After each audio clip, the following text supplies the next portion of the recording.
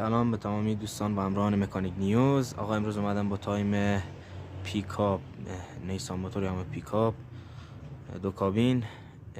تایمش از این قراره که پایین سر میلنگ اینجا نقطه اینا مرگ بالا، بین پنجمین نقطه از فولی میشه نقطه مرگ بالا. اینجا 7 دندونه از این قسمت